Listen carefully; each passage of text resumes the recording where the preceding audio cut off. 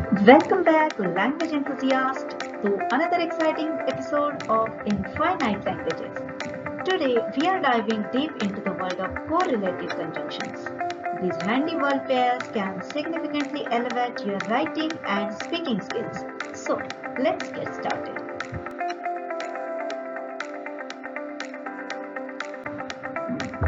First things first, what are correlative conjunctions? Well, they are pairs of conjunctions that work together to join words, phrases, and clauses in a sentence. They add clarity and precision to your communication. The most common correlative conjunctions are either or, neither nor, both and, not only but also, whether or, not but.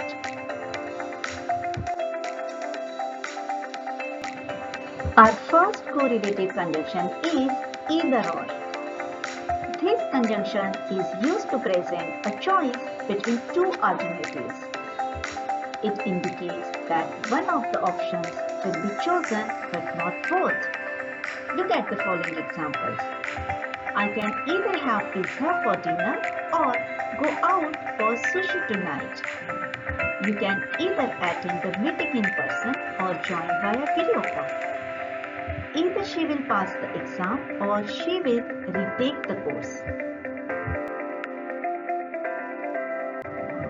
Next up is neither nor. This conjunction is used to indicate that both the options mentioned are not applicable or true. It signifies a negative condition for both the elements. Observe the following examples. Neither Alice nor Bob could solve the challenging math problem. The movie was neither entertaining nor well acted. He speaks neither French nor Spanish fluently.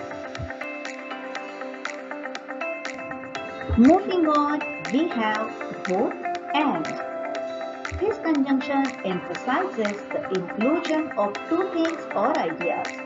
It is used when you want to express that two elements are true or applicable simultaneously. Look at the following examples. She is both a talented singer and a skilled pianist. The vacation was both relaxing and adventurous. The book is both informative and engaging. Let's have a look at not only but also.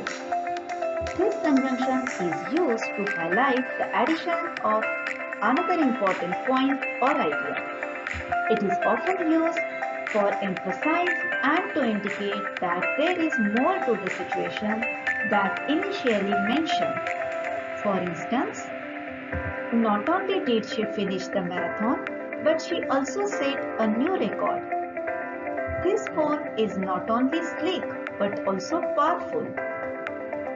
He is not only a great chef but also a fantastic painter.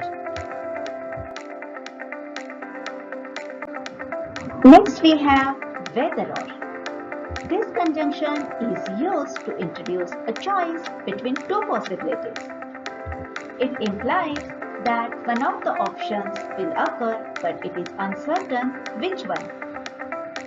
For example, whether it rains or shines, we are going to the beach tomorrow. I'll enjoy my vacation whether I go alone or with friends.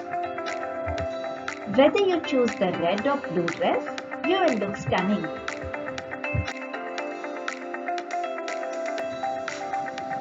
Last but not least, we have not but. This conjunction is used to emphasize a contrast or contradiction between two ideas. It highlights that the second idea is true or relevant despite the negation of the first. Look at the following examples. It's not the size of the dog, but the size of the fight in the dog that matters. It's not the destination, but the journey that's important. She is not a teacher, but a lawyer by profession.